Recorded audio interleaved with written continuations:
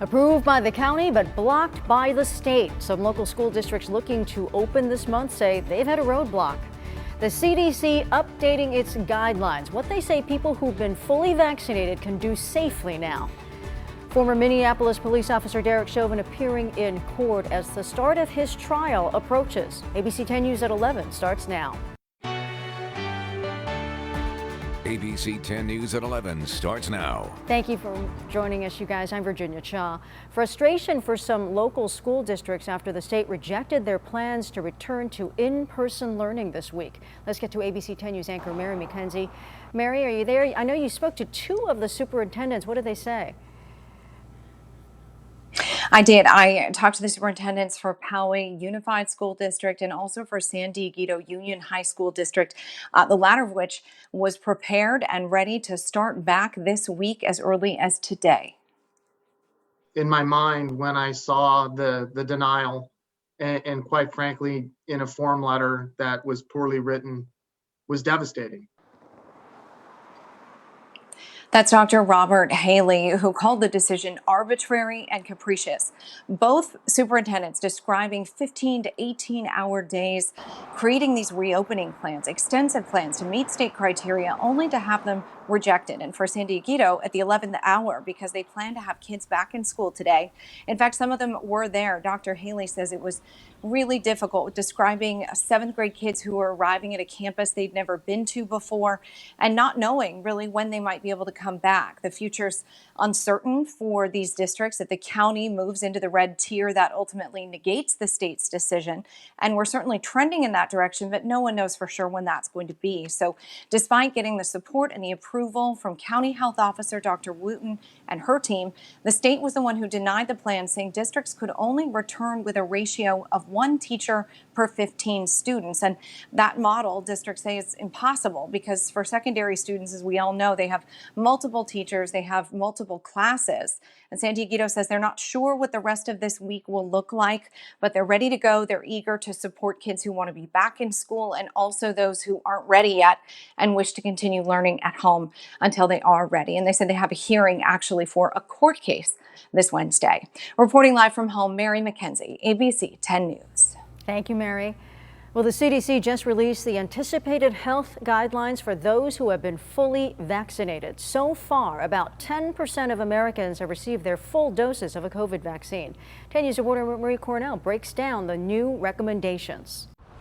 In San Diego County, 12% of our population has gotten vaccinated. Today, the CDC released new guidelines about how those vaccinated can safely visit with others. The CDC says these recommendations are for those who are fully vaccinated, which means it's already been 2 weeks since they received their second Moderna or Pfizer vaccine, or 2 weeks after getting their Johnson & Johnson single-dose vaccine. Under these guidelines, those people can safely visit indoors with others who are fully vaccinated without wearing masks or have to practice social distancing.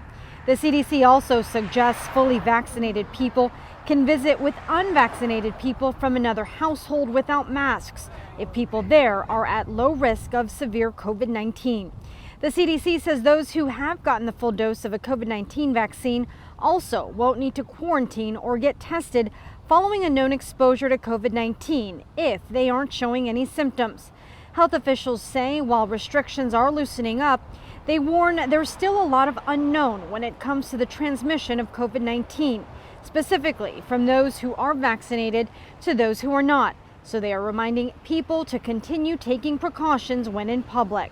People who are vaccinated, there's increasing data now that suggests that they might get breakthrough infections with lesser amounts of virus, lesser amounts of disease, lesser symptomatic disease, milder disease. However, we're still waiting for data to emerge about whether they could transmit that virus to other people. That's why the CDC recommends that everyone should continue wearing masks when in a public setting. The CDC says the next set of guidelines will likely address travel restrictions for those who are fully vaccinated.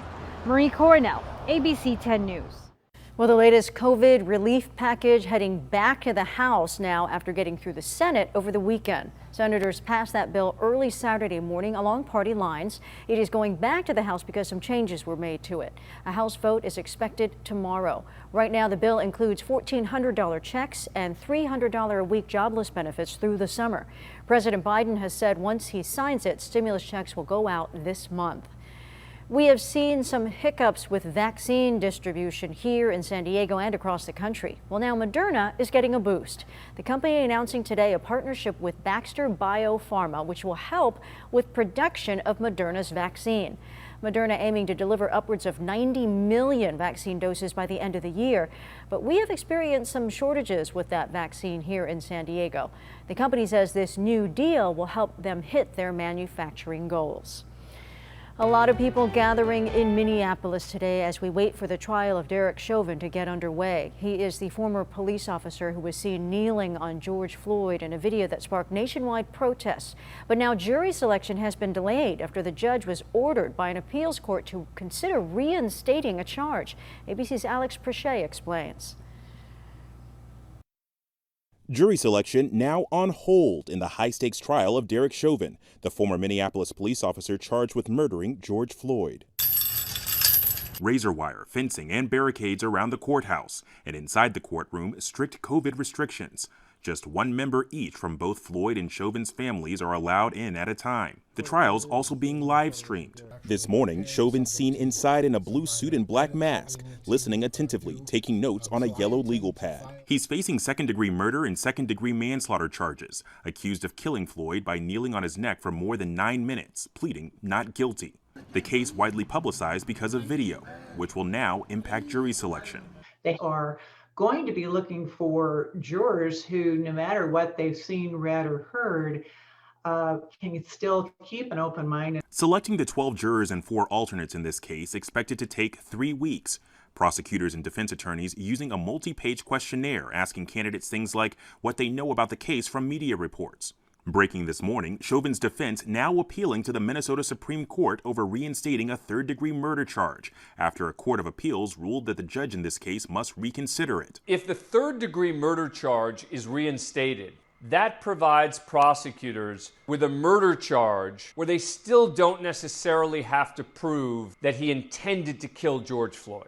The prosecution arguing that should delay jury selection. So this court would be making decisions about jurors for a trial about which we don't know what the exact charges are going to be yet. The judge has ruled it can go forward, but prosecutors are appealing that decision.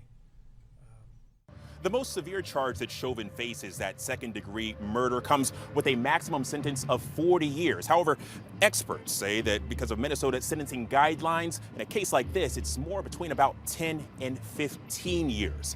Alex Prochet, ABC News, Minneapolis. Today, the Escondido police chief expected to give an update on the department's de-escalation policy following a nationwide push for police reform after incidents led to protests.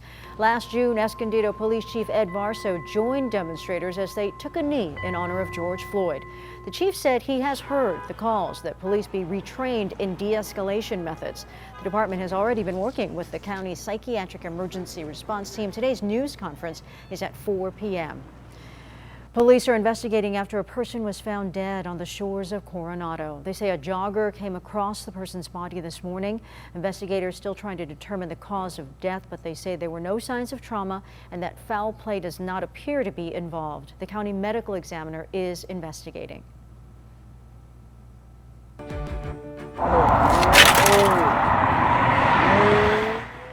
We have an update on a violent wrong-way crash in Emerald Hills. It happened on the eastbound 94 just east of College Avenue shortly after 3 this morning. Witnesses say they saw a car going the wrong way on the 94 from at least the 125. I was able to watch them actually collide, so I pulled over, threw my hazards on, and just did the best I could to assess the situation.